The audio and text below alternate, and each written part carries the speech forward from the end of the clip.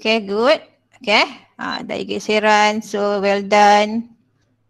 Okay.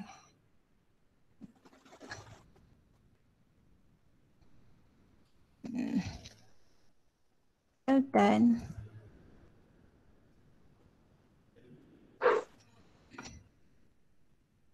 Okay tak? Boleh tak semua? Ada masalah tak nak buat? Cikgu nak semak untuk on the dot kat sini. Tak sempat. Ini kita akan buka lah. So cikgu hanya tengok beberapa slide yang kita boleh share kat sini.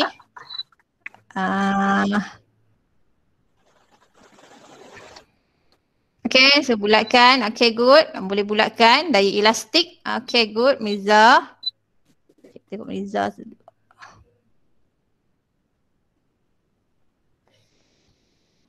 Okay. Okay, good. Daya graviti. Daya normal. Okay. Very good. Okay, so semua cikgu rasa semua dah selesai dekat sini.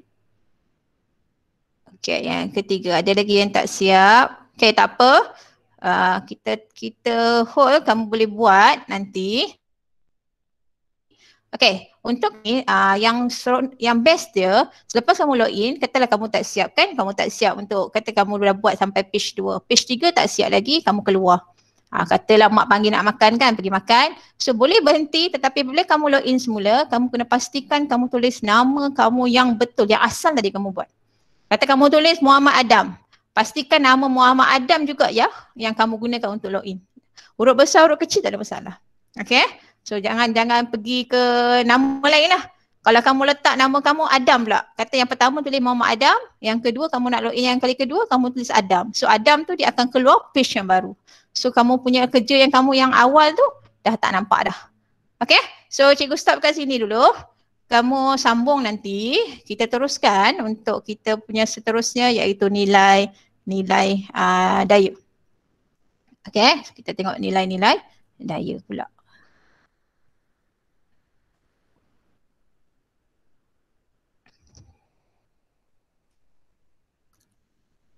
Semua okey? Semua okey? Okey. Okey lah. Mesti semua hebat-hebat ni. Okey. Okey, kita teruskan. Cikgu tak nak ni.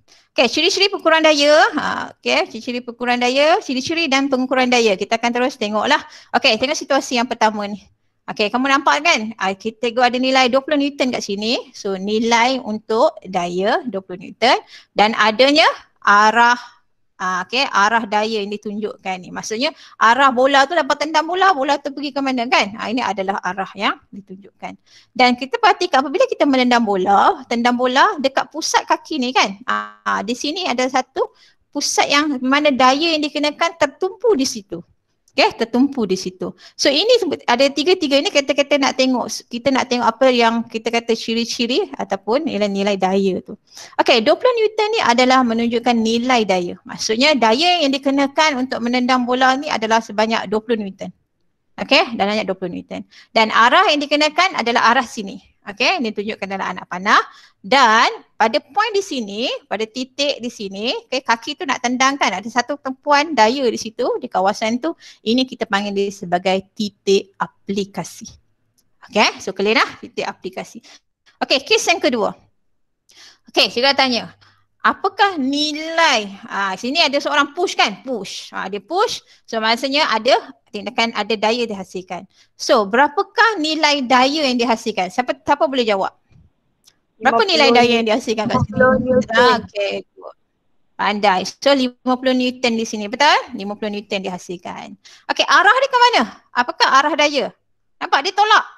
Okay, dia push, dia tolak. Okay, so di manakah arah dia? Anak panah cikgu nak tunjuk ke mana? Ke kanan ke kiri? Ke kiri. Yang mana? Yang ni ke? Yang ni? Macam ni, betul? Ataupun macam ni? Yang mana betul? Yang bawah ke yang atas? Bawah. Yang bawah. So ini yang betul So ini yang betul. So kita ada magnitude 50 Newton, kita ada arah di sini. Okey, sekarang cikgu tanya tadi yang ini adalah titik aplikasi di mana daya yang dikenakan tertumpu di kawasan tersebut. Okey, untuk kes ni, di manakah titik aplikasi dia? Siapa tahu? Tengok tangan tu. Dia tolak kan? Tolak. Dia bagi satu kat situ kat tangan dia tolak bola ni. Dia bukan tolak satu badan. Dia tolak guna tangan. Kan? Dia guna tangan dia. So, dekat mana titik aplikasi? Tangan. Siapa boleh beritahu cikgu? Nah, dekat tangan dia ni, pandai. Okay? Dekat tangan dia ni adalah titik aplikasi dia. Ni tangan dia ni yang akan menolak. So maksudnya daya tolakan yang dikenakan di situ tertumpu dekat kawasan tu. Tumpuk di kawasan tangan dia tu, itu kita bagi sebagai titik aplikasi. Okay? Boleh ya? So, kita sebut tadi apabila kita kata daya mesti ada magnitude dan arah. Magnitude ni adalah nilai. Ni tadi 20 Newton, 50 Newton. Ini adalah kita panggil sebagai magnitude. Okay? Dan arah adalah ditunjukkan dalam bentuk anak panah ke mana arah daya tersebut. Kalau sebut tadi kan daya apungan dia tolak ke atas. Betul tak? Daya normal pun ke atas. Daya berat ke bawah. Okay? So ini adalah menunjukkan arah-arah. Okay? Arah dia lah. Kita kena pastikan arah tu ke mana. Arah daya. Okay? Yang cikgu sebut tadi. Okay? Kita ada magnitude nilai. Okay? Magnitude adalah nilai. Arah adalah hala yang dituju dan titik aplikasi adalah tindakan daya ataupun titik tindakan daya ke atas objek yang tertumpu di situ. Sebut tadi kan yang tertumpu. Okey, boleh lah? Okey, untuk kes ni kat mana? Okey, berapa daya dia? Berapa magnitude? Berapa magnitude dia kat sini? Okey. Okey, go. Semua nampak? 15 Newton. Ini adalah nilai dia iaitu magnitude dia. Okey, semua nampak 15 Newton. Okay, mana arah dia? Macam nak tunjukkan arah? Di mana arah tu? Mana arah daya ni? Kat sini dia tunjukkan dalam bentuk? Kat mana dia tunjuk ni? Arah ni? Kat tangan dia. Dia tunjuk dalam bentuk? Anak panah ni. Anak panah merah ni adalah arah dia. So maknanya orang tu nak buka paku tu. Okay, dia nak buka paku tu, dia tarik ke arah tu. So arah tu lah adalah arah daya yang dikenakan. Dan di manakah titik aplikasi? Siapa tahu titik aplikasi kat mana? Dekat tukul tu, yang bawah tu. Kat mana? Dekat tukul kat bawah ni. Pandai. Dekat sini kan? Betul tak? Ni adalah titik aplikasi dia. Sebab dia kena dekat situ lah tukul besi tu. Dia bersentuhan dengan bongkah kayu di kawasan tu saja. Sebab itulah yang akan memberi satu daya yang dia tertumpu di situ daya tu. Kita nak tarik. Okay? Itu adalah titik aplikasi. Okey, boleh dah? Magnitude, arah dan titik aplikasi. Boleh bezakan? Boleh nampak perbezaan antara titik aplikasi. Okay, good. Okay, next. Apa benda pula ni? Cikgu tunjuk ni. Siapa tahu? Ini adalah alatan makmal, betul tak? Okay. Siapa tahu nama alat ni? Neraca spring. Apa dia? Neraca spring. Pandai. So neraca spring. Dalam bahasa Inggeris neraca spring kita panggil apa? Siapa tahu? Dalam bahasa Inggeris. Masuk sikit English. English. Spring balance known as spring. Spring balance lah cikgu dah sebut dah kan. Spring balance. Neraca spring ataupun dikenali sebagai spring balance dalam bahasa Inggeris. Ini adalah spring balance. Apa fungsi spring, neraca spring ni? Apa kegunaan neraca spring? Siapa tahu apa guna neraca spring ni sebenarnya? Untuk apa sebenarnya ni? Mengukur daya. Okey, dia digunakan untuk mengukur daya. So dalam neraca spring ni dia menggunakan operasi ataupun konsep pemanjangan spring. Sebab dia ada spring sebab tadi kan neraca spring.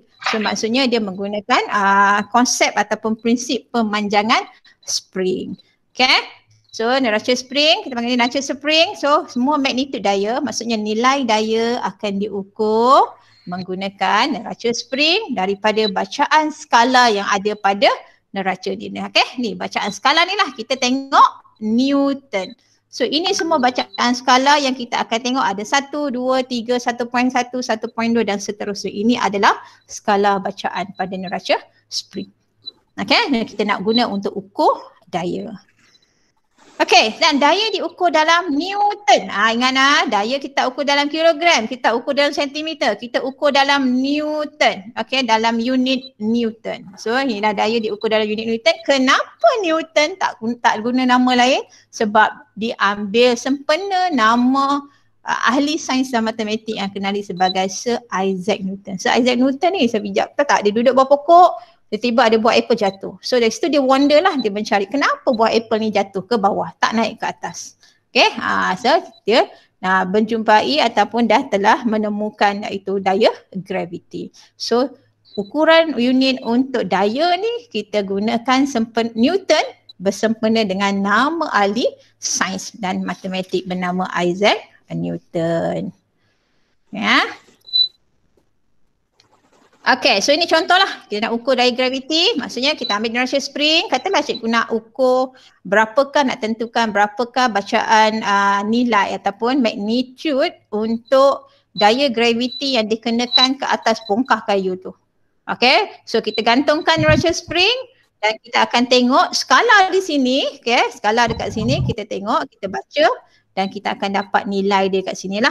Okay, dekat sini kalau kita tengok dekat sini nilai dia lebih kurang 4.2 Newton. Okay, 4.2 Newton. Okay, so ini adalah dia punya nilai ataupun bacaan daya tadi. Okay, nilai daya. Okay, sama juga untuk kita nak ukur, contohnya kita nak ukur daya geseran, bongkah kayu tu apabila kita gerakkan di atas permukaan, dia akan menghasilkan daya geseran. So kita nak tentukan berapakah nilai daya geseran yang dikenakan ke atas bongkah kayu tersebut. So kita akan gunakan neraca spring dan kita akan baca skala pada neraca spring ni. So kita akan tengok jika kalau dekat dengan 4, so 4.0 Newton dan seterusnya. So ini bagaimana kita nak ambil bacaan untuk menentukan nilai daya. Boleh faham tak? Nak baca. Cikgu rasa tak ada masalah, you dah belajar macam mana nak tentukan tingkatan 1 kan? Nak baca alat radas, nak tengok termometer dan sebagainya. Skala-skala tu cikgu rasa tak ada masalah untuk kamu kenal pasti. Okey? Boleh nak? Okey. Boleh ke tak ni? Boleh. Okey. Cikgu boleh lah kan, okay? Anak-anak cikgu semua ni pandai dengan apa yang kamu jawab tadi, semua nampak bersemangat, semua ada ilmu dekat ni. Okay, so kita test, okay? Kita test, cikgu nak tengok bagaimana kamu faham tentang nilai dan juga pengukuran daya. Okay, kita dah belajar tentang magnitude, kamu dah belajar tentang arah, titik aplikasi, kita tengok apa fungsi neraca spring, okay, dan berapakah dia punya unit untuk daya. So kat situ cikgu nak tengok bagaimana kamu memahami apa yang cikgu terangkan dan dengan cikgu nak uji kamu punya pentaksiran PBD kamu. Okay, so buka, kita akan guna aplikasi ClassPoint. Kamu masukkan link yang cikgu bagi, www.classpoint.app. Okay, klik dekat link tu. Klik dekat link tu. Lepas tu kamu masukkan kod kelas kita. Kod kelas kita adalah 72548. Ni kat atas ni. Nampak tak kat skrin tu ada tulis 72548. Okay, ada nak masuk. Okay, good. Okay, boleh join. Masuk. Masuk dulu. Okay, good. Saya rasa kelas point ni tak ada masalah lah. Kita dah gunakan dalam kelas. Okay. Lagi.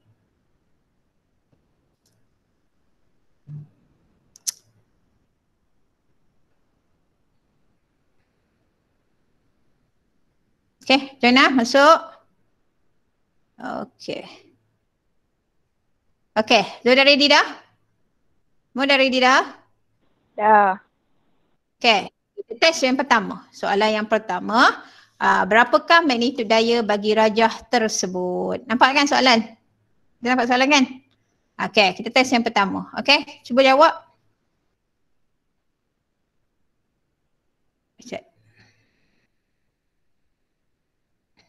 Okay, boleh mula menjawab sekarang.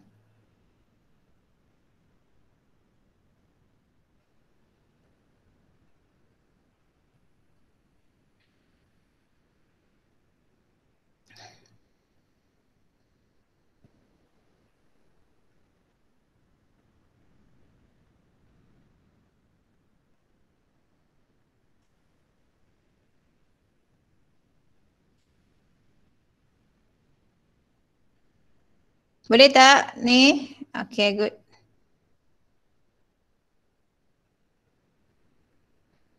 Farisha semua ada masalah ke? Ainin?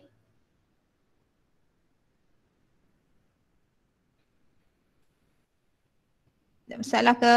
Okay. So kalau kita tengok, cikgu stop lah lah. Ada, semua boleh dah jawab. 17, 18, 19. Cepat sikit, cepat sikit.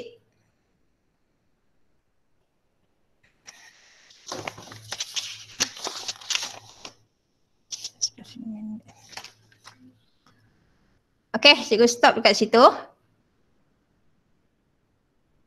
Okay, good. Dah ada 21, 22.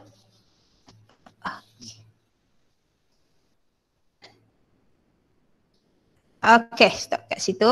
Okay, kita tengok perhatikan jawapan daripada kawan kamu. Okay, kesemua kamu okay, kebanyakan kamu semua jawab 10. Okay, kalau letak 10 saja, you tak letak unit, dia ada setengah dia kena unit. Sebab unit ni penting lah. Kalau kamu belajar fizik tu memang unit adalah penting.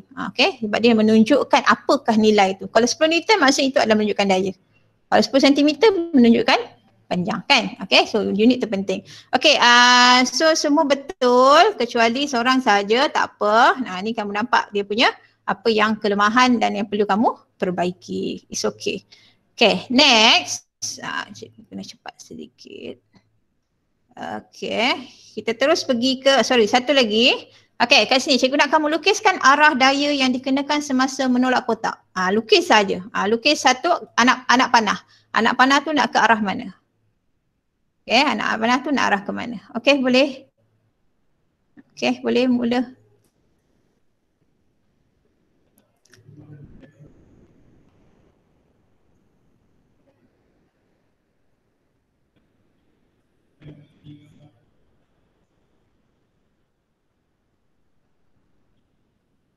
Okay, good. Semua jawab dengan betul anak panah. Semua dah pandai dah. Okay. Jika kamu boleh menjawab, boleh tahu untuk tentu arah. Kemudian kamu tahu apa dia magnitude. Kat sini kita dah dapat dah TP2 kan. Okay, untuk PBD tu kat TP2. Okay, kamu dapat memahami daya gerakan, daya dan gerakan yang dapat menjelaskan kefahaman. Okay, so maksudnya dahululah magnitude arah dan titik aplikasi tadi.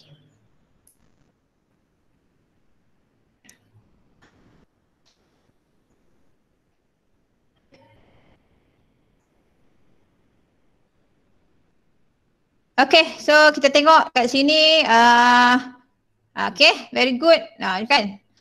Nazrin buat lukisan semua, lukisan ke depan. Nampak? Ni Aida, sini satu saja. Apabila kamu buat dua ni maksudnya ada dua arah. Okay, arah dia adalah, kita kata yang dikenakan semasa menolak kotak. Satu saja. Okay, satu saja arah dia. Okay, good. Izzati Daniel, Faizatul Husna. Okay, good. Okay, so kamu dah nampak dah dia punya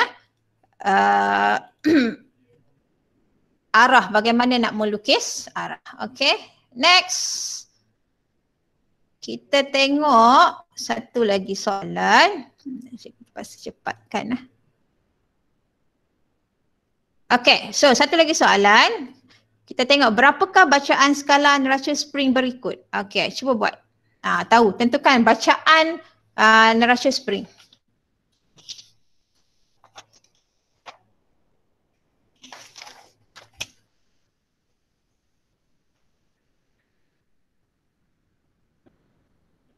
Pastikan unit jangan lupa cikgu tekankan tadi apabila kamu menulis, pastikan unit kamu tulis sama. Okay. Sebab unit tu penting. Unit tu penting. Okay, good. Semua dah tulis 10 Newton, 10 Newton, 10 Newton. Okay. So maksudnya semua dah faham dah macam mana kamu nak tentukan nilai. Okay, nilai daya ataupun bacaan daya menggunakan neraca spring.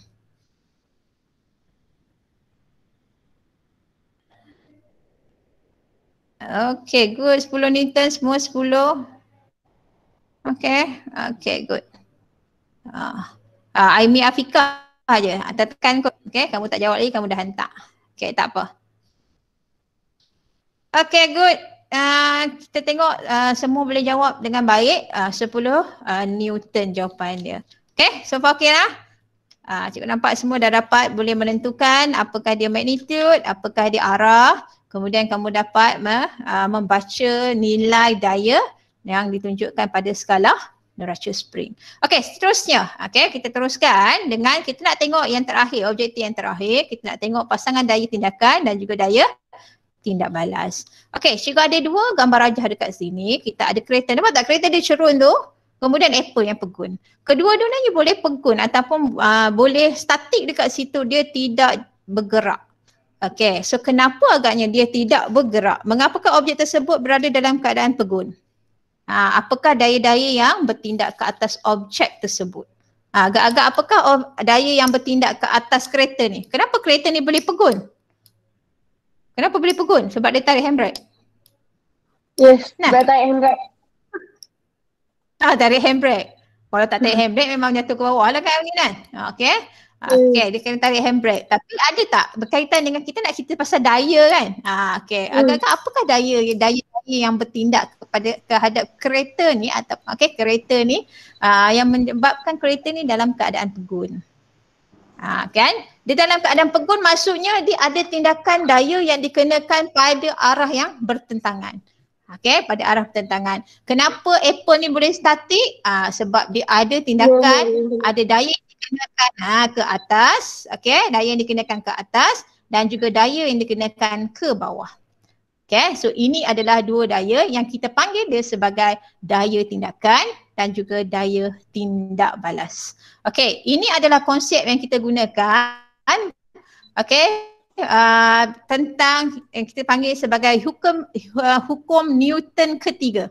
Okey, hukum Newton ketiga menyatakan bahawa bagi setiap daya tindakan dan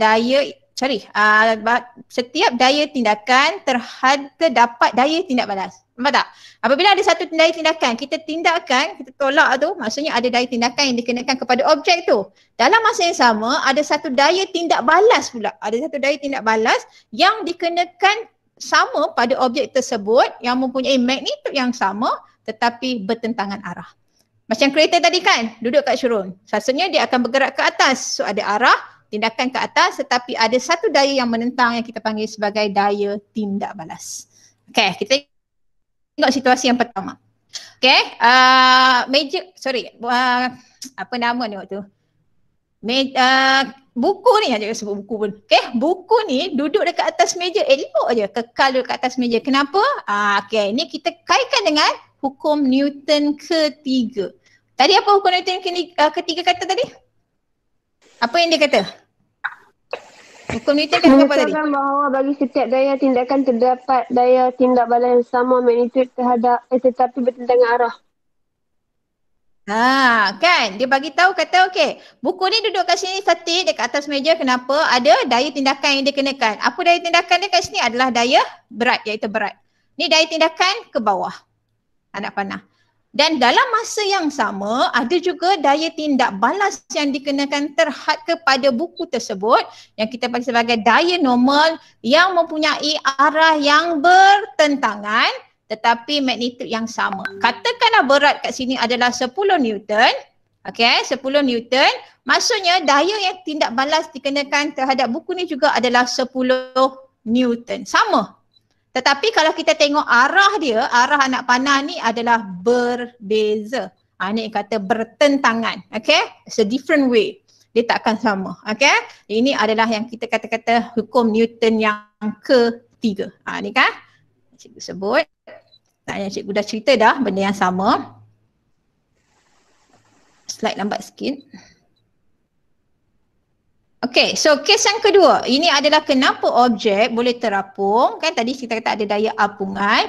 So dia boleh terapung dekat permukaan air. Kenapa? Sebab adanya daya tindakan iaitu berat dan juga daya tindak balas iaitu daya apungan tadi. Okay, so kedua-dua ni adalah yang melibatkan kenapa dia boleh terapung. Konsep hukum Newton yang 3. Sama lah kalau kata daya apungan tadi, daya tu adalah 20 Newton. So daya tindakan 20 Newton, daya tindak balas juga adalah 20 Newton.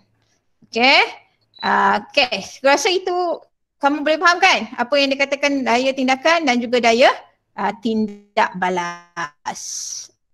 Okay, ni pun sama untuk spring yang cikgu skip dulu. Kita teruskan dengan aktiviti kita. Seterusnya cikgu akan bagikan kamu kepada 5 kumpulan. Cikgu akan masukkan kamu kepada breakout room. Okay, so cikgu nak kamu masuk dalam kumpulan masing-masing. Kumpulan masing-masing dan bincang soalan yang cikgu bagi dalam Jamboard.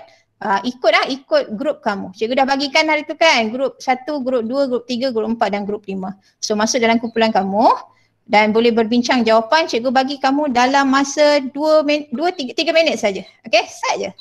Okay, 2-3 minit sahaja. Boleh.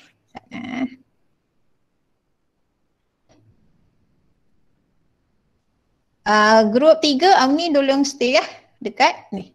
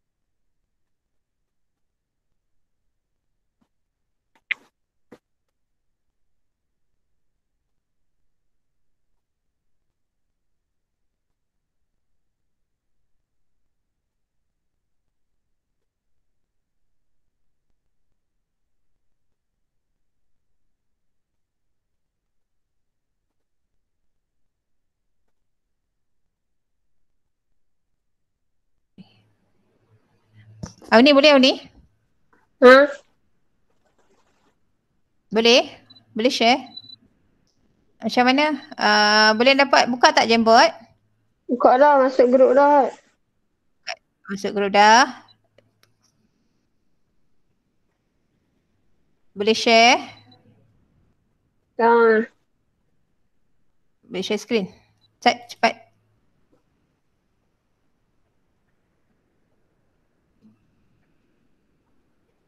Allah. Okay. Nampak ah? Okay. Nah. Okay. So bincanglah kumpulan kamu. So bagaimana kamu nak tulis.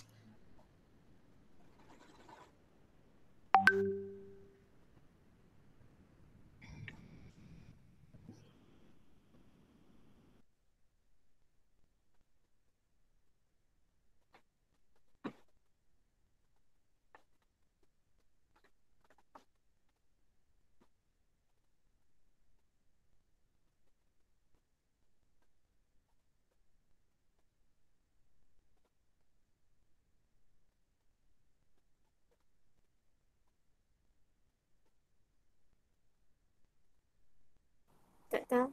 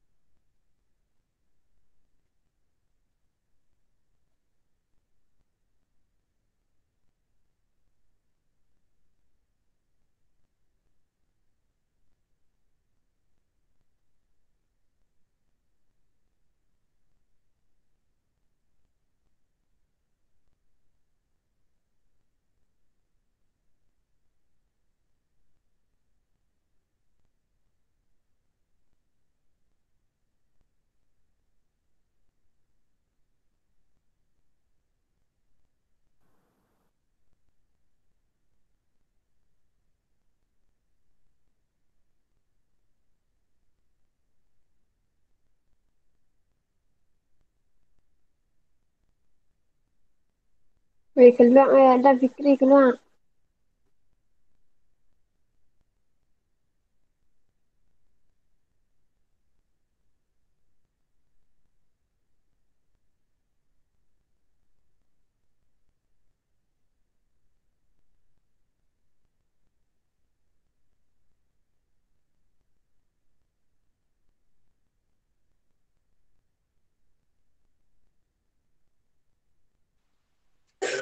Weh, macam mana nak masuk Jamboard? Tak tahu. Masuk jembot tapi kita mesti tak sekali ya.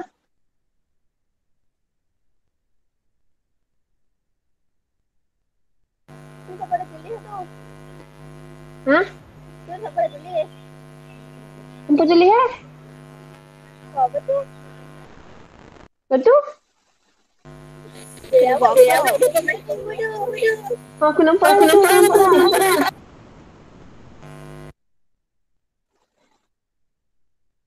Betul ni sana. Okay, dah masuk. Okay, semua orang dah masuk dalam main room. It's okay, it's okay. Ada yang pening. Tak apalah. Benda ni adalah satu yang baru untuk kamu. Cikgu faham. It's okay, it's okay. Okay, akan ada penambahbaikan selepas ni. Kita akan tengok. Cikgu present saya tengok apa yang kamu dah buat. Sedikit. Mungkin ada grup yang dah buat. Ada grup yang terlepas tu. Lepas ni kita akan kamu bincang semula dalam kumpulan. Kita akan buat sekali lagi untuk breakdown selepas kelas tu next. Okay, next kelas kita akan cuba buat.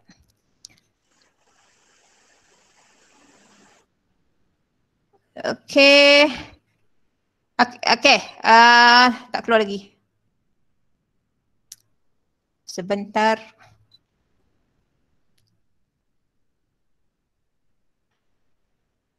Semua dah masuk? Semua masuk balik. Jangan duduk dalam kumpulan bilik kamu sorang-sorang je lagi tinggal.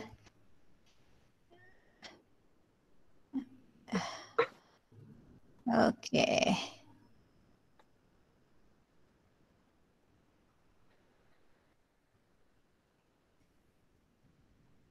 Okay, itu kumpulan 1 masih lagi tak dapat buat.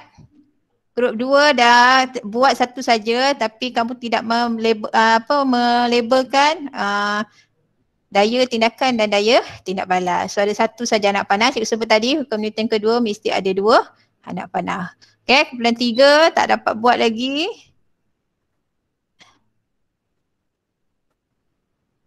Okay, kumpulan 3 baru dalam melukis, tak apa. Okay, so tak apa, cikgu nampak ada sedikit kelemahan dekat sini. It's okay, tak apa. Ini adalah something yang new learning lah, benda yang baru yang kamu nak belajar. Okay, so kita dah habis dah untuk kesemua tentang nilai-nilai daya, jenis-jenis daya dan juga pasangan daya tindakan dan juga daya tindak balas. Okey, sedikit rumusan cikgu nak ambil. Okey, cikgu nak kamu beri kepada cikgu. Apa yang dah kamu belajar hari ini? Apa yang kamu dapat sepanjang daripada pukul 10.30 tadi kita mula sampai sekarang? Apa yang kamu dah dapat kamu rumuskan lah yang kamu dapat, ilmu yang kamu dapat sepanjang kelas kita hari ini.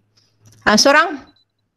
Saya dapat apa dalam setiap perkara yang saya buat sepanjang harian, sepanjang hari saya buat tu saya tahu setiap perkara yang saya lakukan tu ada daya-daya dia. Contoh saya buka pintu, saya tahu ni saya gunakan daya tolakan. Okay, good. Ni. So kita tahu kan setiap aktiviti yang kita lakukan dalam kehidupan kita akan melibatkan daya. So kita dah belajar tentang jenis-jenis daya, ya, ada gaya geseran, daya apungan dan sebagainya. Kemudian kamu tahu arah, magnitudo daya. Kemudian kamu tahu untuk mengukur daya bagaimana. Dan last sekali kamu tahu pasangan daya tindakan dan juga daya tindak balas. So cikgu harapkan ilmu yang kita dapat hari ini kamu manfaatkan. So kalau kita tengok untuk pengujian PBD hanya yang ke akhir tadi kita ada masalah sedikit. Ini kita akan buat pentaksiran mungkin selepas ni. Kita akan buat pentaksiran lepas ni untuk menguji kamu sekali lagi sebab ada masalah teknikal sedikit tadi. Tak apa. Okay, selepas ni kita akan teruskan untuk PBD. Okay, so itu saja. Okay, untuk seterusnya adalah kita akan buat untuk pengayaan untuk bagi kamu lebih faham. So kamu boleh ambil link quizzes yang cikgu bagi dalam grup. So boleh buat sebagai pengayaan. So itu saja cikgu rasa untuk kelas hari ini. So yang baik daripada Allah, yang lemah itu yang kurang itu daripada kelemahan diri cikgu. So cikgu ucapkan terima kasih kepada semua anak-anak cikgu yang supportive, yang sungguh semangat aktif hari ini dalam kelas. So syukur alhamdulillah. So kita jumpa lagi insya-Allah pada kelas seterusnya. Assalamualaikum. Bye. Terima kasih cikgu. Assalamualaikum. Salam. Jumpa lagi cikgu. Terima kasih. Assalamualaikum. Okay.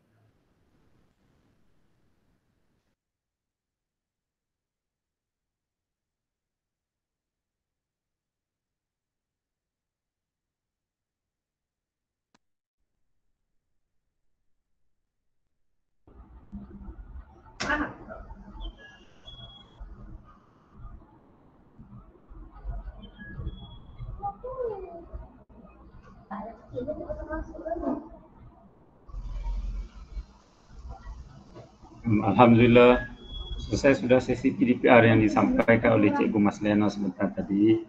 Terima kasih dan tahniah Cikgu Mas dan rakan-rakan guru dari SMK Penanti di atas usaha yang telah dijalankan. Tuan-tuan dan puan-puan sekalian, sebelum kita memulakan sesi refleksi, mohon tuan-tuan dan puan-puan melengkapkan maklumat berkaitan program BOC ini di dalam link yang telah disediakan di ruangan chat. Kita berikan masa 10 minit untuk tuan-tuan dan puan-puan melengkapkan semua maklumat tersebut dan kita akan mulakan sesi refleksi kita pada jam 11.43. Okey.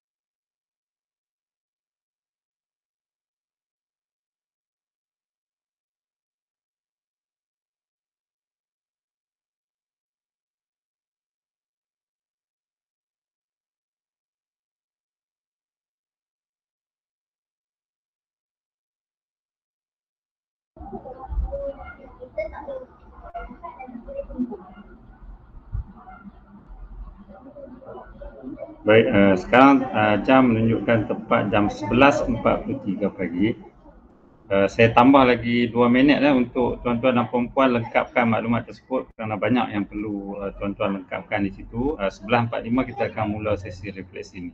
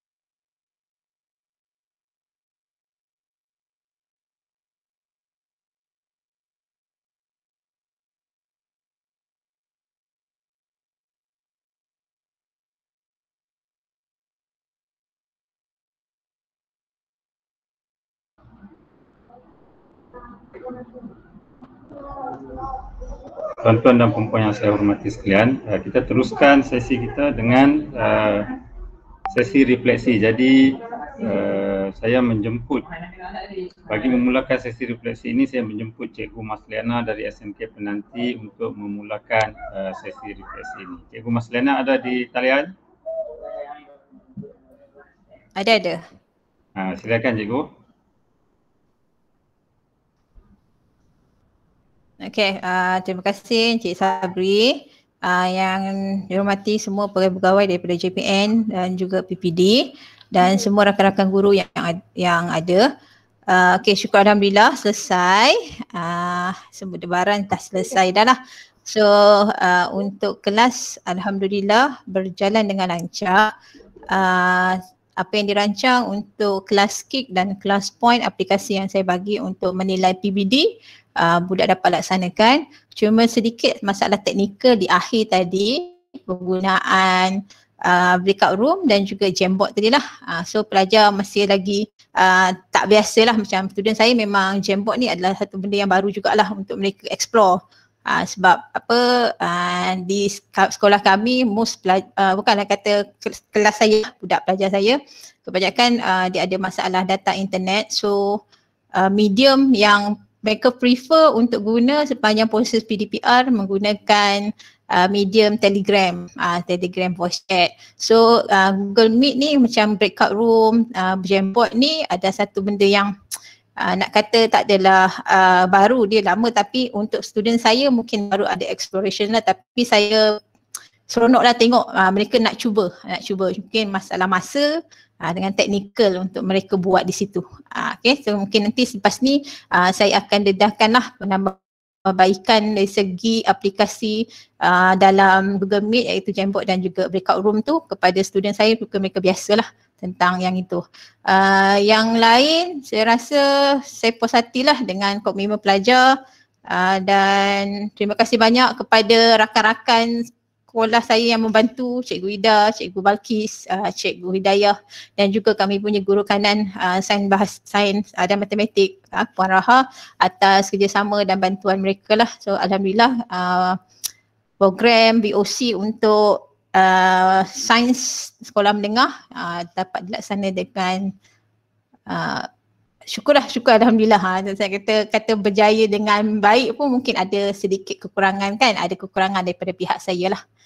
Okay, saya rasa tak ada apa lagi lah Encik Syabri. Yang lain tu sedikit-sedikit teknikal lah, saya puas hati lah dari segi kalau kata PBD yang mana yang saya tak dapat pamerkan, macam kelas kick tu memang saya akan masuk selepas ni untuk semak lah jawapan setiap pelajar. Dengan kelas point pun saya boleh dapatkan semula lah dari segi save kan, kita boleh save review tadi, so dia akan masuk untuk saya semak untuk saya masukkan markah PBD untuk setiap pelajar. Okay, itu saja Cik Sabri, terima kasih. Baik, terima kasih Cikgu Mas.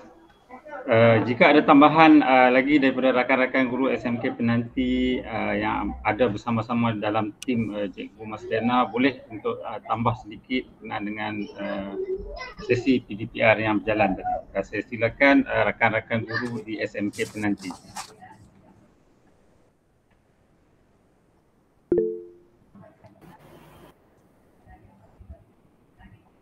Okay, Assalamualaikum. Saya Cikgu Siti Nur Balkis, sama tim dengan Cikgu Masliana. Cuma nak respon sikit tadi kekangan pelajar masa di akhir pengajaran tu, kekangan dia satunya pelajar respon sebab masalah data mereka. Masalah data pelajar telah habis. Sebab tu pelajar terganggu sikit lah nak meneruskan aktiviti yang Cikgu Masliana tu dah rancang. Untuk sedikit respon daripada kaunselor sekolah kami, dia bagi tahu kata kekangan pelajar ni bila kita ajak mereka dekat dalam PDPR ni, kita ada kekangan nak rangsang mereka punya visual, audio dan kinestetik pelajar. Macam kalau kita dekat sekolah kita boleh happy kepada pelajar, kita bagi radas dan mereka boleh sentuh alat radas sains ni kan. So dalam PDPR ni cabaran sikit lah untuk kita tarik perhatian pelajar tu untuk dia aktif dan tak hilang fokus dalam PDPR cikgu. So Cikgu Masliana tadi dah cuba yang terbaik, cuma masalah pelajar adalah data. Pelajar penanti yang kebanyakannya masalah data dan juga line tu tak clear lah. Itu saja. Terima kasih. Baik, terima kasih Cikgu Siti Nur Balkis.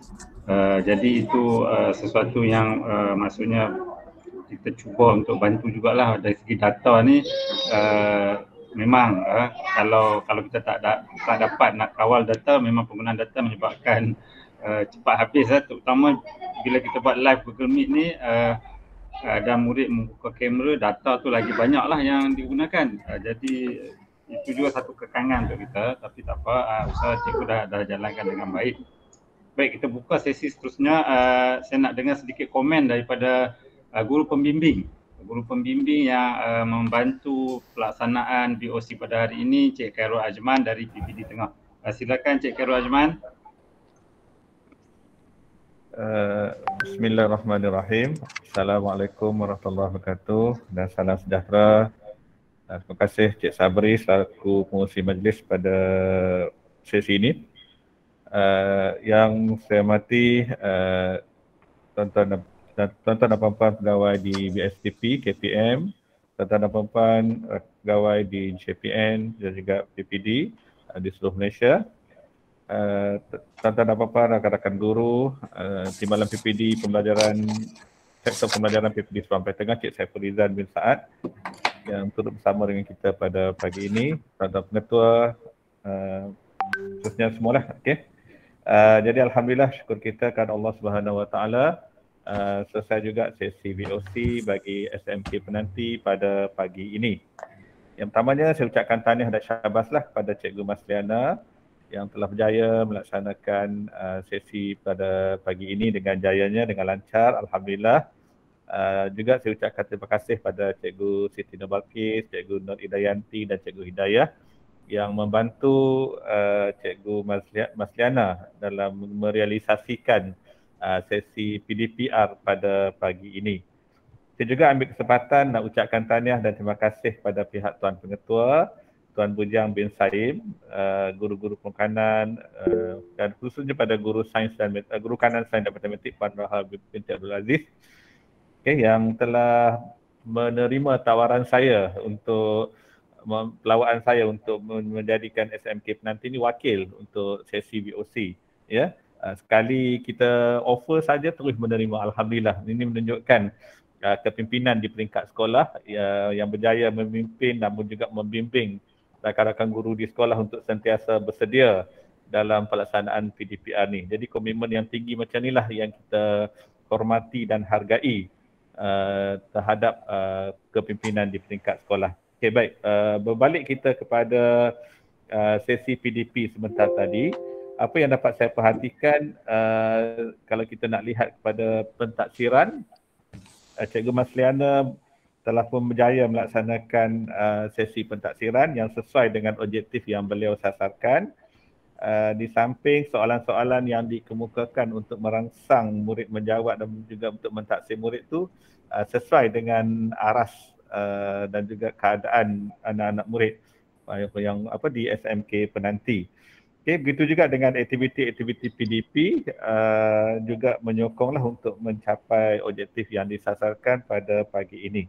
Okay, jadi yang berikutnya dari segi dengan murid-murid itu, okay, bila dari segi kadang-kadang ada yang bagi respon, kadang ada yang tak, itu saya yakinlah murid-murid kita ni kalau berhadapan ataupun kelas bersesi bersemuka, mungkin mereka lebih aktif lah dalam memberi pandangan, memberi jawapan, berinteraksi dengan rakan dan guru. Tapi disebabkan PDPR ni dia punya mereka punya pergerakan tu atau mereka punya respon tu mungkin agak sedikit perlahan lah. Tapi walau bagaimanapun kalau lihat tadi respon daripada murid-murid tu alhamdulillah. Okay. Ramai juga yang memberi respon, ramai juga yang memberi jawapan. Dan kita lihat di hujung itu cara yang berlaku secara natural lah.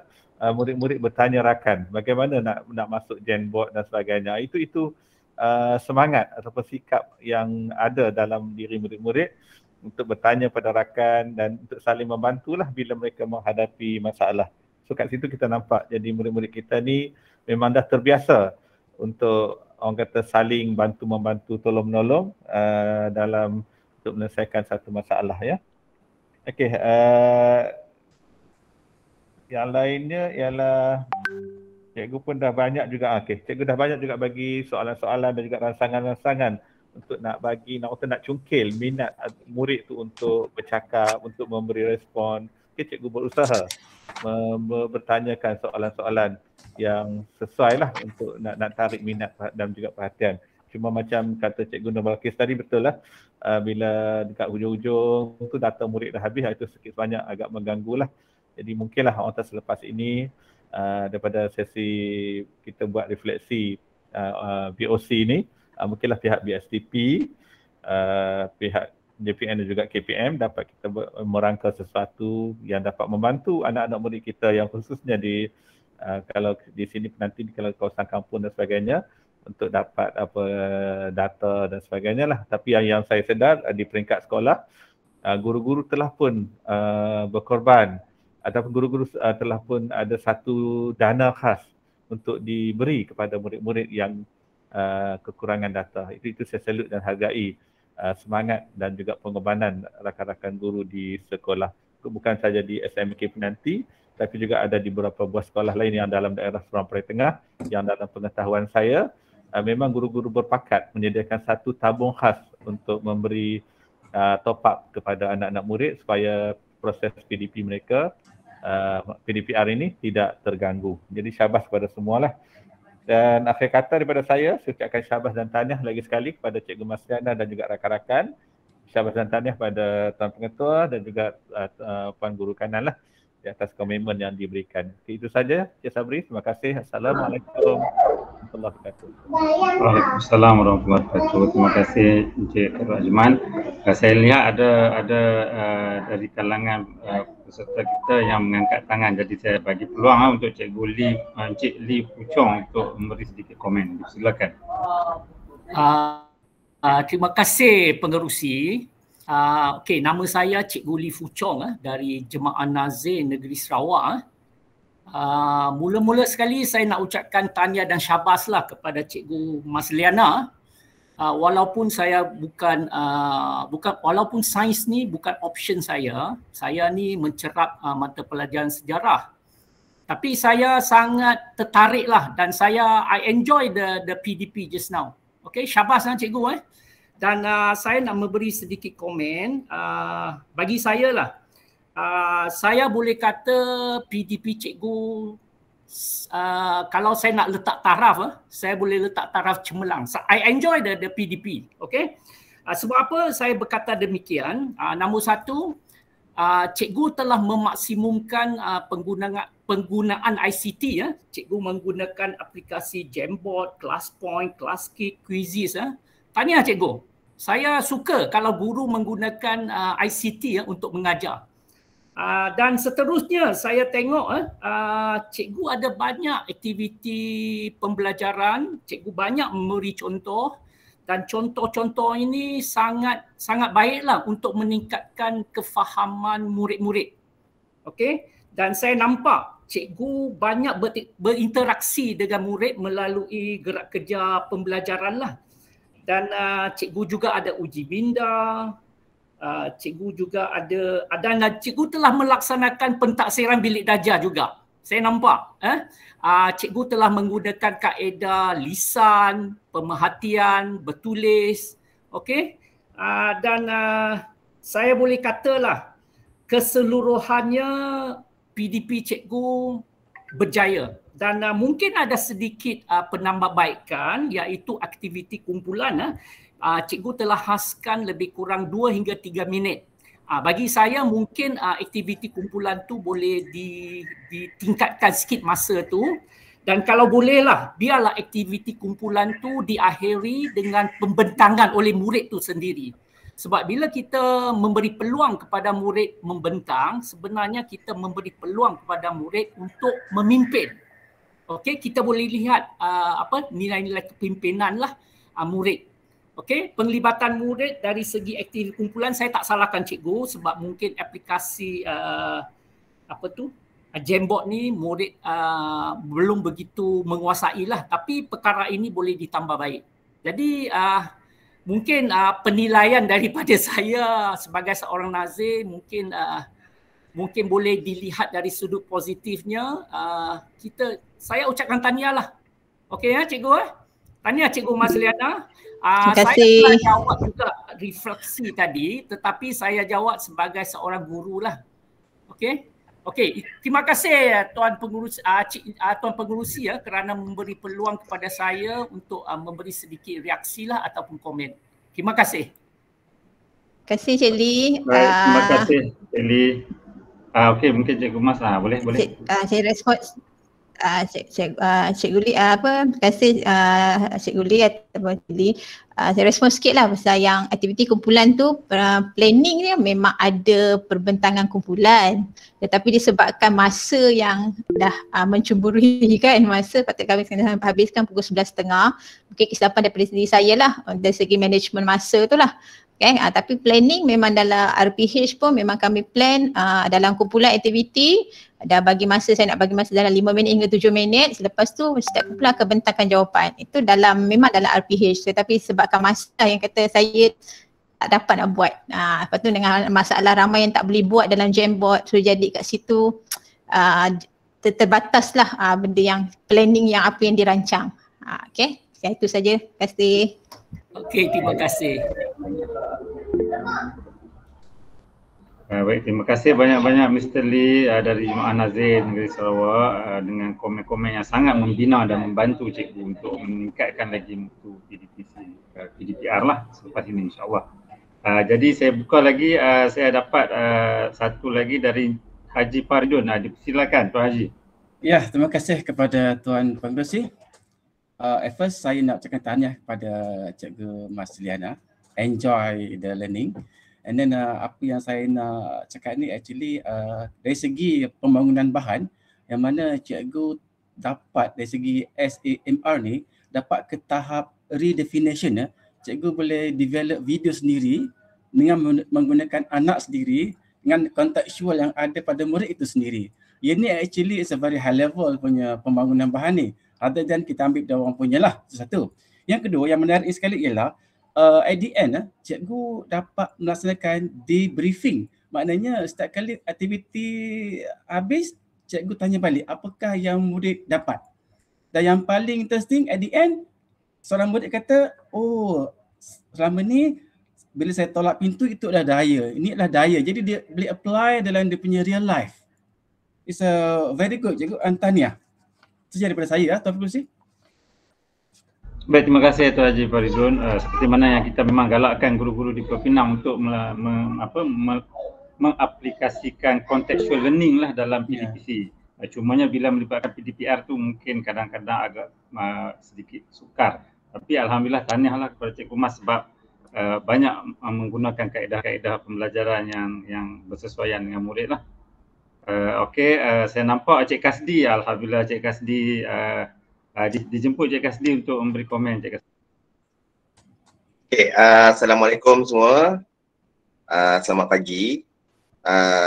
Jadi saya ada dua perkara je yang saya nak maklumkan kepada semua. Pertama sekali saya nak ucapkan tahniah lah kepada cikgu yang berjaya melengkapkan kelas tadi, PDP tadi. Pertama sekali saya nak maklumkan tentang RPH.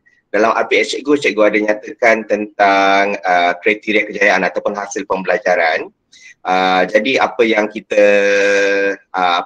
BPK rasa boleh ditambah baik adalah cikgu boleh sebenarnya menambah bilangan ataupun maksudnya instead of cikgu tulis menyatakan, sebentar ya. Cikgu tulis di sini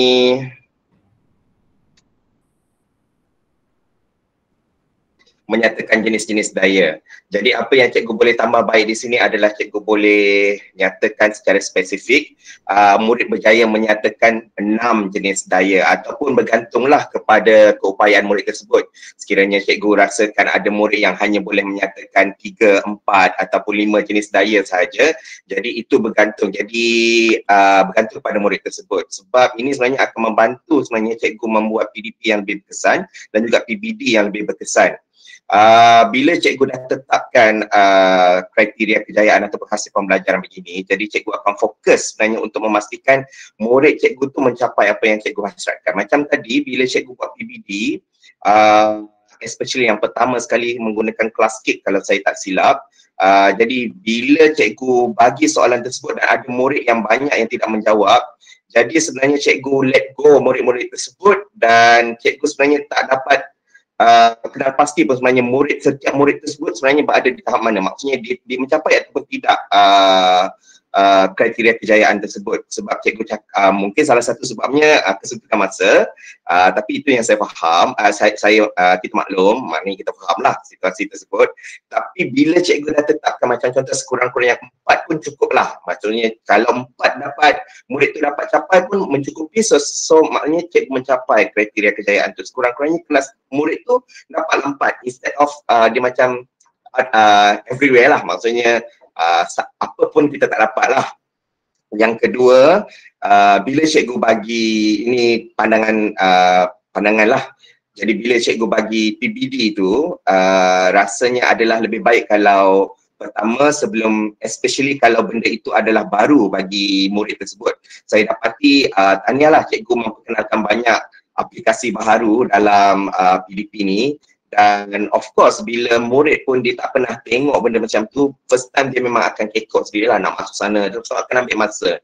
Jadi apa yang cikgu boleh buat adalah membiasakan murid ataupun mempraktikkan murid itu dengan aplikasi itu dahulu, ataupun cikgu boleh bagi arahan yang jelas, panduan yang jelas. Cikgu ambil masa mungkin seminit, cikgu terangkan okey masuk macam ni, keluar macam ni, supaya cikgu tak membazir masa menunggu murid, sebab in the end cikgu tak dapat apa-apa pun kalau cikgu tak memberi arahan yang clear lah pada awal-awal tu. Tapi I'm sure it's just because itu adalah benda baru bagi murid tersebut. So I'm sure in the future bila murid tu dah biasa dengan aplikasi tersebut, PDP akan berjalan dengan lebih lancar lah. Dan kalau boleh cikgu boleh bagi masa macam contoh, cikgu bagi masa selama 10 saat 1 minit untuk lengkapkan jawapan tersebut. Jadi cikgu tak adalah nak tunggu sampai murid ke-20, ke-21. Kelas cikgu ada 30 orang kan, tapi yang menjawab cuma ni. So dari situ cikgu, murid itu akan alert lah. Maksudnya, oh cikgu cuma bagi masa 1 minit, so I have to do this within 1 minute. So itu antara beberapa penambahbaikan yang boleh cikgu buat pada masa akan datang, dan overall tahniahlah kepada guru yang mengajar tadi dan juga kepada Pulau Pinang jugalah atas usaha ini, dan sebenarnya dia boleh diaplikasikan untuk subjek-subjek yang lain jugalah, insyaAllah. Itu sahaja, terima kasih. Assalamualaikum. Waalaikumsalam warahmatullahi wabarakatuh. Terima kasih banyak-banyak Cik Kasdi, pegawai dari BPK, di atas komen yang membina itu. Baik, saya teruskan lagi sesi refleksi kita dengan menjemput seorang rakan saya untuk memberikan sedikit komen bagi melihat isu-isu berkenaan pelaksanaan PBD semasa sesi PDPR sebentar tadi. Jadi saya jemput Encik Razif, penolong pengarah unit ICT JPMPP, untuk memberikan komen. Dipersilakan Encik Razif. Okay, Assalamualaikum warahmatullahi wabarakatuh. Bismillahirrahmanirrahim. Terima kasih kepada Tuan Pengurusi Majlis kita, sahabat saya, Encik Sabri, dan juga rakan-rakan yang berada dalam, kita kata, konti kita lah pada hari ini untuk kita bersama-sama berbincang untuk melihat penambahbaikan untuk kita lakukan pada kelas ini. Okay. So yang pertama sekali saya ucapkan tahniahlah kepada Cikgu Maslena yang telah mengelolakan sesi PDPR dengan baik, dan juga kepada rakan-rakan beliau juga, saya sebutkan nama lah sebab bila sebut nama tu dia akan memberikan semangat yang lebih kepada tim ni. Okay? Cikgu Nur Hidayanti, Cikgu Nur Hidayah, Cikgu Siti Nur Baki dan Cikgu Maslena sekali. Okay? Sekali lagi saya ucapkan ribuan terima kasih kepada tim. Okay? Dan juga tim produksi jugalah yang di belakang tabir tu, sama-sama juga terima kasih. Okay, yang pertama sekali saya minta Cikgu Maslena lah, Cikgu Maslena, tolong sampaikan salam saya kepada anak murid cikgu yang bernama Haris tu, okay, yang membaca doa tu, baca doa pun dia silap kan mula tadi, dia agak gementar tu, tapi kok mana pun saya sampaikan salam saya lah atas keberanian dia untuk menyahut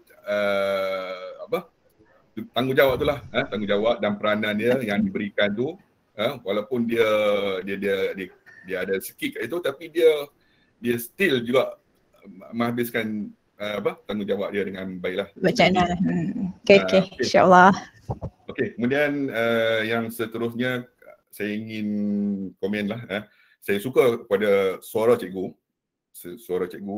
dia punya sebutan dia, bahasa dia, jelas, clear, dan saya rasa pada murid tu memang tak ada masalah untuk faham apa yang cikgu tuturkan. Okey.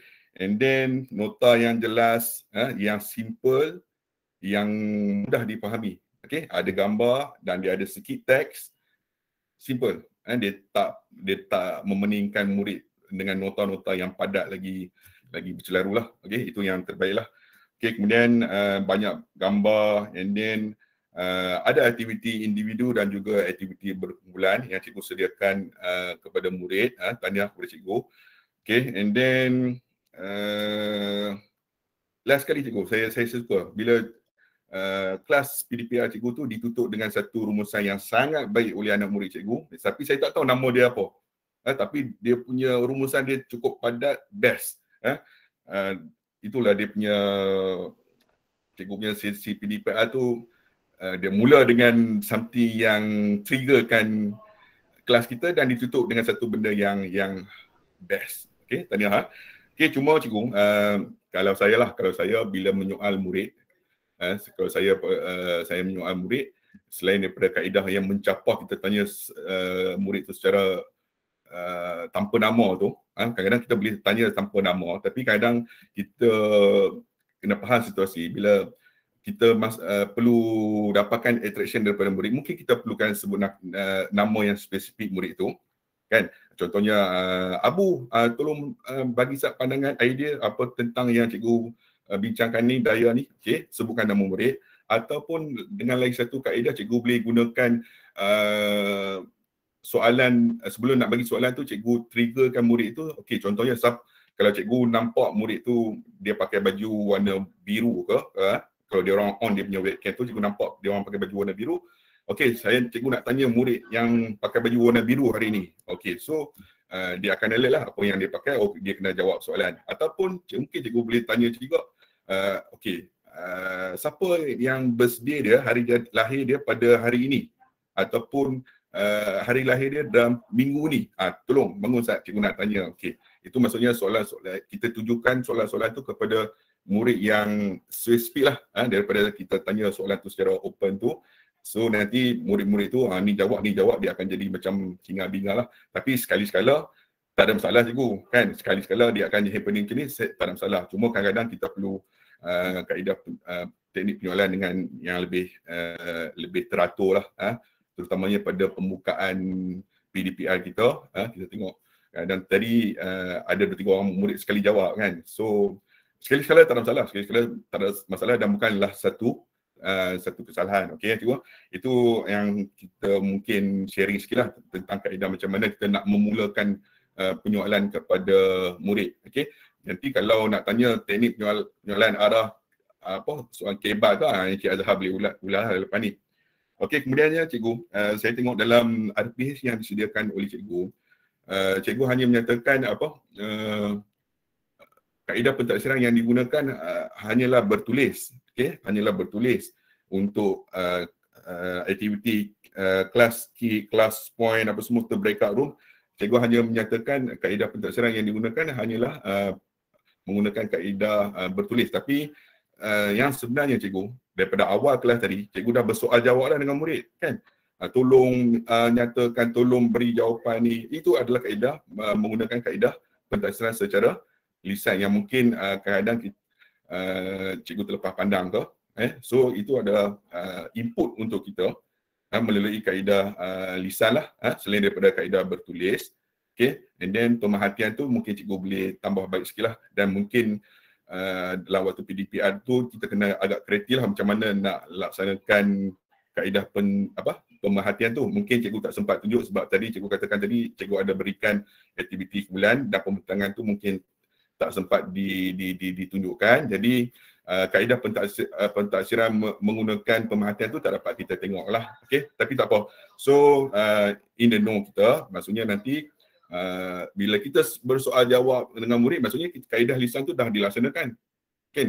Okay, so tapi dalam kepala otak kita hanyalah bertulis. Okay, so itu kena bagi clear back next time. Okay, yang seterusnya, yang last kot saya kata sikit lah, sebab saya cakap banyak lah ni. Saya share sikit lah dengan cikgu. Ini cadangan saya lah ataupun pendapat saya. Mungkin betul, mungkin salah. Tapi tadi cikgu ada sebut cikgu, saya akan melaksanakan PBD, pentaksiran PBD dekat kamu, dekat anak-anak murid. So pendapat saya lah ataupun cadangan saya rasa seeloknya cikgu tak perlu menyatakan kepada murid-murid itu. Kepada diri sendiri tak apa, kepada diri cikgu tu tak ada masalah, cikgu kata cikgu nak buat pentaksiran. Tapi kepada murid, saya rasa cikgu mungkin hanya kata, okey, hari ni cikgu nak bagi latihan ataupun tugasan projek kepada kamu. Okey, cikgu nak kamu siapkan latihan, tugasan atau projek yang cikgu berikan kepada kamu. Sebab apa? Bila kita nyatakan, okey, cikgu nak buat pentaksiran ni, dia akan datangkan satu emosi yang kurang selesa pada diri murid bahawa dia akan ditaksir, dan dia punya kenikmatan ataupun enjoy untuk kelas tu dia dah kurang dah, ataupun dia hilang tu bila cikgu kata hampa jaga aku nak taksir hampa ni, kan? Orang Penang kan, cikgu nak buat pentaksiran, so dia punya mood dia akan berkurang ataupun dia dah alamak nak taksir pula, kan? So better kita tak payah sebut benda tu, walaupun sebenarnya hakikatnya berlaku pentaksiran, tapi kita biarkan mood murid tu belajar dalam suasana yang dia enjoy, kan? Dan kita sedia maklum bahawa PBD ni dia lebih kepada as learning for learning, dua tu dulu. Untuk dia belajar, kalau dia salah dia ada pembetulan, dia ada postmortem untuk diri dia, ada pengukuhan dan pemulihan, and then last sekali baru dia akan pergi kepada off learning, iaitu bila kita nak memberikan skor kepada murid tu untuk PBD tu. Okay, itu saja daripada saya yang saya boleh share dengan tim SMK. Penanti sekali lagi saya ucapkan tahniahlah kepada tim SMK penanti. Okay? So saya serahkan semula kepada Tuan Pengerusi Majlis, sahabat saya. Terima kasih. Assalamualaikum. Baik, terima kasih banyak-banyak Tuan Razif memberi komen berkenaan dengan PBD. Semoga menjadi panduan untuk cikgu-cikgu meningkatkan lagi mutu pentadsiran. Betul lah tu, cuma mungkin cikgu berpendapat bila dinyatakan hari ni cikgu nak buat PBD, murid-murid lebih bersedia. Kita anggap begitulah, kita ambil yang positif. Maksudnya murid dia, oh kenapa bersedia ni cikgu nak tanya ni. Kita anggap macam itulah. Walau bagaimanapun, terima kasih Razif. Saya jemput seorang lagi ya selepas Cik Razif ni. Tadi Cik Razif ada sebut jika melibatkan teknik-teknik penyoalan. Kita ada juga pegawai kita yang alhamdulillah dapat membantu guru-guru dari segi teknik penyoalan. Jadi saya tanpa melengahkan masa menjemput Encik Ahmad Azhar selaku pegawai mentor tim PISA JPNPP untuk memberi sedikit komen. Dipersilakan Encik Azhar. Bismillahirrahmanirrahim. Assalamualaikum warahmatullahi wabarakatuh dan selamat tengah hari. Pertamanya saya sebenarnya tak tahu nak cakap apa ni. Apa yang nak cakap habis semua orang dah cakap dah. Okay, tapi tak apalah. Pertamanya saya ambil kesempatan ini untuk merakamkan ucapan tahniah. Setinggi-tinggi tahniah kepada Cikgu Masliana dan tim kerana berjaya melaksanakan PDPR pada hari ini bagi saya tahap yang sangat baik. Dan mungkin pergi ke tahap yang cemerlang. Tahniah juga kepada Encik Khairul Ajman selaku SIC Plus yang membimbing tim guru-guru di SMK Mengkuang hingga dapat melaksanakan PDPR dengan jayanya pada hari ini. Tahniah juga SMK Penanti. SMK Penanti, maaf SMK Penanti, 2 kali dah tersilap tu. Kemudiannya tahniah kepada cikgu juga. Hari ini PDPR cikgu penggunaan ICT tu tahap yang optimum lah bagi saya. Tahap yang optimum. Berbagai aplikasi yang cikgu gunakan. Cumanya mungkin sedikit penambahbaikan bila salah seorang daripada tim cikgu tadi dia sebutlah berkaitan dengan bagaimana nak menarik minat murid. Bagaimana nak menarik minat murid bila kita buat PDPR ini. Mungkin sedikit share pengalaman lah. Bermula dengan set induksi cikgu tadi, cikgu tunjukkan beberapa aktiviti. Cikgu kalau boleh sebelum cikgu tunjuk aktiviti tu mungkin sedikit task kita boleh maklumkan kepada murid. Sebagai contoh, cikgu akan tunjukkan video.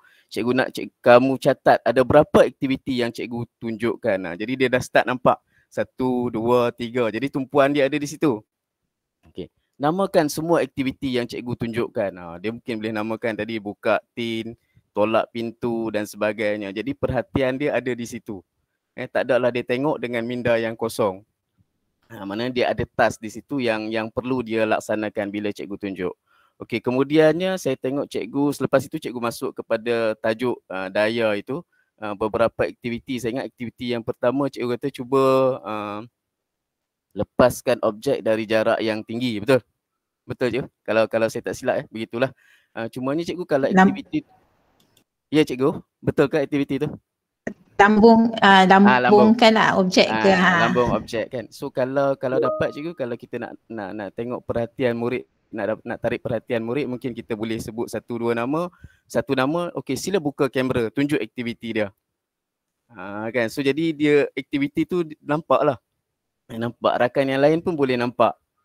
Kan. So jadi tak ada lah kita dapat nampak dia buat dan rakan lain pun boleh nampak dia buat. Mungkin yang lain pun beringat, lepas ni cikgu panggil saya pula buka kamera ni. Yang tu antara mungkin teknik yang boleh cikgu gunakan untuk tarik perhatian murid supaya dia berada dalam kelas kita lah cikgu. Cadangan saja cadangan saya. Kemudiannya yang lain tu saya rasa saya tak banyak nak komen lah daripada segi aktiviti dan sebagainya. Saya rasa very excellent, very good job. Tahniah kepada cikgu dan tim. Cumanya di akhir itulah berkaitan dengan pentaksiran. Saya tengok RPH cikgu daripada TP 1, 2 dan 3 lah. Okey, mungkin saya salah faham. Cikgu mungkin boleh respon jugalah. Yang di hujung tu soalan yang berkaitan dengan TP 4 kot. Berkaitan dengan satu gambar kereta duduk di cerun. Betul cikgu, soalan tu TP 4 ke? Cikgu Masliana, betul tak soalan tu soalan untuk yang TP 4 ke tugasan tu? Betulkan saya kalau saya silap? Sekejap nah. TP 4. berkaitan dengan cerun tu ya. Dapat menganalisis pengetahuan dia sebab dia dapat menganalisis pengetahuan daya dan gerakan dalam konteks penyelesaian masalah kita bagi masalah dalam kehidupan seharian lah. Kan so dia dapat selesaikan. Okey, kenapa pasti. Okey, dalam situasi tu handbrake tu elok ke rosak you? Handbrake tu elok lah. Handbrake tu elok lah. Rosak dia dah menunduk ke belakang lah. Dia kalau rosak dia menunduk ke belakang lah. Cubanya mungkin dalam teknik penyoalan itu mungkin cikgu boleh, bila kita nak pergi ke TP4 ni kadang-kadang kita faham pelajar itu kita nak bawa dia daripada satu aras ke satu aras ke satu aras. So maknanya mungkin dalam gambar itu kalau boleh cikgu jangan bagi gambar kosong, mungkin create sikit satu statement ayat. Okey, sebuah kereta rosak di tepi jalan ke apa supaya dia ada pembacaan. Sebab kita tengok soalan-soalan yang berkaitan dengan aras tinggi ni biasanya dia ada sedikit ayat yang perlu murid baca. Jadi okey, so jadi bila cikgu dapat tambah sikit biar dia baca sikit. Kemudiannya mungkin soalan-soalan yang mudah dulu, apa yang kamu perhatikan? Mungkin dia nampak kereta itu berhenti di cerun. Kemudian next soalan apa, barulah dia sampai ke TP4 tu. Jadi saya rasa anak-anak soalan tu jika cikgu dapat bina, dia dapat membantu murid untuk berfikir dan mencapai aras yang lebih tinggi lah. So itu saja pandangan daripada saya, dan sekali lagi saya ucapkan tahniah kepada Cikgu Masliana dan tim daripada dan juga Encik Khairul Ajman selaku pembimbing yang dapat membimbing guru hingga dapat melaksanakan PDPR dengan jayanya pada hari ini. Tahniah sekali lagi daripada saya. Saya kembalikan kepada pengerusi. Baik, terima kasih Encik Azhar, Mentor Tim PISA. Alhamdulillah itu tadi mungkin boleh diambil panduan kepada guru-guru dari segi teknik penyoalan. Itulah kepakaran yang ada dekat Encik Azhar kita. Dia mampu mengolah situasi menjadi soalan-soalan yang dapat mencabar aras berfikir murid-murid kita. Alhamdulillah. Jadi saya buka sesi refleksi ini kepada peserta-peserta kita yang lain yang ada di dalam talian sekarang ini. Masa pun sebenarnya kalau ikut 12.30 kita akan menutup. Mungkin ada satu lagi komen daripada tuan-tuan dan perempuan yang kita boleh dengar sebelum kita ke sesi berikutnya. Jika ada, disilakan.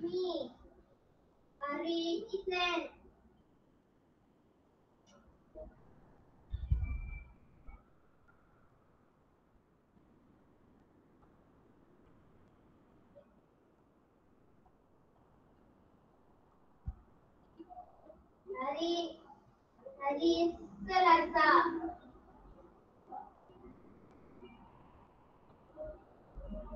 Nampaknya tak ada lagi yang akan memberi komen. Sebelum kita ke sesi penutup, jadi alhamdulillah terima kasih kepada semua yang sudi memberi komen, komen-komen yang membina, yang membantu Cikgu Masliana dan rakan-rakan serta audio-audio yang lain untuk meningkatkan lagi mutu PDPR kerja buat guru-guru di sekolah. Alhamdulillah sesi kita dapat jalan dengan baik dan lancar. Jadi terima kasih saya ucapkan kepada semua pihak yang terlibat dalam menjayakan program VOC pada hari ini, terutamanya kepada guru-guru SMK Penanti, Tuan Pengetua SMK Penanti, murid-murid SMK Penanti yang menjayakan sesi PDPR, tuan-tuan dan puan-puan, wakil-wakil dari Kementerian Pendidikan Malaysia, dari Jemaah Nazir, dari BPK, dari BPG, dari BSTP, PPD dan juga JPN negeri-negeri yang lain. Semoga program yang dijalankan ini dapat membuka jalan ke arah kebaikan yang lebih lagi kepada semua guru dan murid-murid di Malaysia, dan agar murid-murid kita dapat dapat mempunyai pengetahuan dan kemahiran yang tinggi dalam bidang sains. Ini bagi membolehkan anak-anak murid kita dapat menyelesaikan masalah dan membuat keputusan dalam kehidupan seharian, berlandaskan sikap saintifik dan nilai murni, serta dapat meneruskan pendidikan lanjutan dan seterusnya menceburi kerjaya dalam bidang STEM lah jika mereka meneruskan pembelajaran dalam bidang STEM nanti. Jadi saya wakil dari semua yang terlibat dari JPN Pulau Pinang memohon maaf sekiranya ada kesalahan sepanjang saya dan atau kami melaksanakan tugasan ini. Terima kasih kepada semua yang sudi hadir pada hari ini. Wabillahi taufiq wa hidayah. Assalamualaikum warahmatullahi wabarakatuh. Saya kembalikan semula majlis kepada pihak urusia Encik Aizat bin Abdul Jalil. Sekian. Terima kasih. Terima kasih kepada Tuan Pengerusi kita dalam dia mengendalikan sesi pada hari ini. Terima kasih banyak. Okey, baik. Terima kasih juga saya ucapkan kepada semua yang hadir pada hari ini. Demikianlah tadi perkongsian yang kita dapat. Semua kita dapat manfaat untuk kita semua. Dan harapan saya semoga dengan bermulanya kelas VOC ni atau kelas Inggris Maya ni dapat memberi peluang lah kepada para guru dan murid untuk explore lagi kemahiran-kemahiran yang baru. Untuk kita dapat meningkatkan lagi kemahiran kita dan menyebar luas lagi. Sebelum ni kita buat kelas kita ni dengan anak murid saja kan. Tapi lepas ni semua satu Malaysia kita boleh sebarkan, okay? Dan kita boleh dapatkan kebaikan lah untuk semua. Ilmu tu kita boleh sebar luas lagi. Dan saya harap guru-guru dan kita sendiri dapat explore lagi aplikasi-aplikasi terbaru sebab teknologi ni semakin lama semakin maju. Jadi kita kena usahalah untuk berjaya seiring dengan teknologi tu supaya kita boleh memberi sesuatu yang baik untuk anak murid kita. Terima kasih juga hari ini saya ucapkan kepada sekolah SMK Penanti, sekolah lama saya. Terima kasih banyak cikgu saya. Terima kasih juga cikgu-cikgu yang hebat daripada SMK Penanti kerana memberi komitmen yang baik untuk sesi pada kali ini. Terima kasih sekali lagi kepada semua pihak yang terlibat secara langsung dan tidak langsung dalam program ini. Saya mohon maaf kalau ada sebarang kesalahan tutur kata ataupun kesalahan teknikal daripada pihak kami mohon maaf. Semoga kita dapat membuat yang lebih baik untuk pada masa akan datang. Kalau ada penambahan apa daripada Tuan Yusof kita? Ada penambahan apa pula? Tak ada apa. Terima kasih kepada semua lah. InsyaAllah. Terima kasih. Sikit ya Encik Yusof. Saya sebenarnya ingin menyampaikan salam Puan Pengarah BSCP Puan Mazna kerana beliau terpaksa hadir ke mesyuarat profesional KPM secara bersemuka. Kalau online dia kata dia boleh lagi lah kan, boleh dua-dua tapi bersemuka, jadi beliau tidak dapat hadir lah. Dan minta kepada Tuan Najib Faridun untuk menyampaikan sedikit ucapan lah bagi pihak BSCP untuk sesi pada tengah hari inilah. Tuan Najib Faridun. Okey. Terima kasih kepada Puan Fas, pengurusi kita pada pagi ini pegawai GPN dan terlibatlah. Jadi sebenarnya agak terkejut juga bila pengarah kata tolong berikan sikit aluan pada VOC pada pagi ni. Tak mesti saya terimalah cabaran ni kan. Okey, walaupun bagaimanapun untuk sepanjang saya melihatlah sesi VOC di KL dari ini, saya nampak orang kata cikgu kita ni memang expert lah dalam penggunaan tools dalam PDP secara online ni. Dan dia selari dengan keperluan education 4.0 yang mana memang guru-guru perlu expert. Kalau tak expert dia akan ketinggalan. Dan saya nak kongsikan jugalah antara top skill untuk tahun ni untuk tahun lepas yang dijangka akan terus meledak ni ialah dari segi complex problem solving, critical thinking, creativity, people management, coordinating with others, emotional sebagainya. Benda-benda ni orang kata perlu kita terus tanamkan dan minta guru expert dalam orang kata kemahiran yang akan datang ni. Jadi supaya kita tak ketinggalan. Saya rasa itu sahaja Puan Fas untuk ucapan aluan saya dan tahniah kepada semua. Terima kasih Tuan Najib Faridun. Tahniah kepada Cikgu Masliana, JPN Pulau Pinang dan rakan-rakan kita di bahagian KPM. Saya nampak ada daripada Jemaah Nazir, BPK, BPG dan BPSH dan juga rakan-rakan guru sekalian. Terima kasih. Saya pulangkan semula kepada Tuan Rumah Pulau Pinang.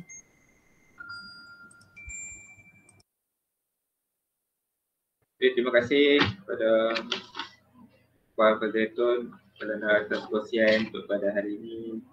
Terima kasih sekali lagi sebelum kita mengakhiri, saya mohon semua untuk buka kamera. Kita ambil gambar sikit ramai-ramai.